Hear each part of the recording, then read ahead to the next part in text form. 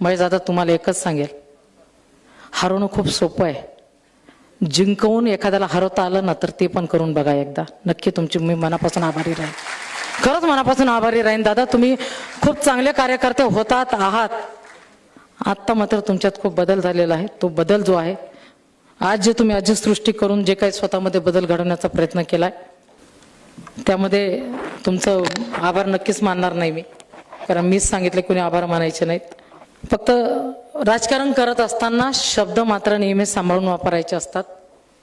ज्यावेळेस तुमचे शब्द घरंगळत होते, दुःख होत होतं दादा, अजितदादांना तुम्ही अशा भाषेत नाही बोलायला पाहिजे होतं म्हणून वाईट वाटत होतं. पण एकदा माणसाला सत्ता आणायची नशा चढली की माणसं थोडीशी वेगळ्या वाटेने जातात. तुम्हीही गेलात.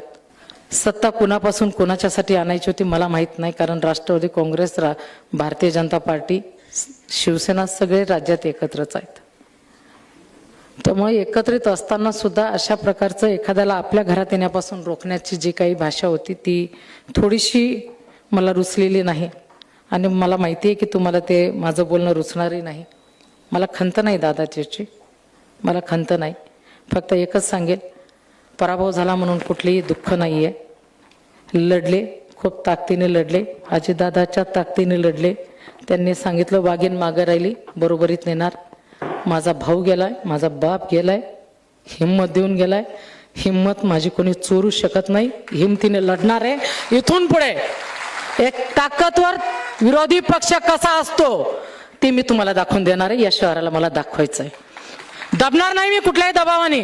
आणि अजितदादा, तुम्ही जे बोलला होतात, तुम्ही जे सांगितलं होतं की मला पिंपरी चिंचवडला परत यायचंय, मला माझ्या घरात परत यायचंय, मला माझ्या शहरात परत यायचंय, या शहराला मी घडवलेलं आहे, इथून येण्यापासून हे रोखणारे कोण होत आहेत? अजितदादा, तुमच्यासाठी तुमची बहीण, तुमची पोरगी इथं छाती टोकपणे मी लढणार आहे. जे जे या ठिकाणी अजितदादाच्या पायी कसणार आहेत त्यांनी एकदा जरूर अजितदादाला सलामी म्हणून कोणी पक्ष न सोडता कुठल्याही दबावाला घाबरता आपण काही श्रद्धांजली देणार आहोत दादांना. ती म्हणजे विरोधात लढून आणि दादांची ताकद वाढवून पवार कुटुंबाकडे राष्ट्रवादी पक्ष कसा राहील याच्यासाठी आपण एकत्रितपणे लढणार आहोत. ज्यावेळेस शिवसेनेच्या 3 नगरसेवक निवडून येत होते त्यावेळेस लढण्याची हिंमत ठेवणारी मी आहे. ज्यावेळेस 7 निवडून येते त्यावेळेस पण लढण्याची हिंमत ठेवणारी मी आहे. आज राष्ट्रवादीत आहे. इथून पुढचा कार्यकाळ माझ्याकडे पण जास्त नाही आहे. वयाची 55 मी पण गाठलेली आहे.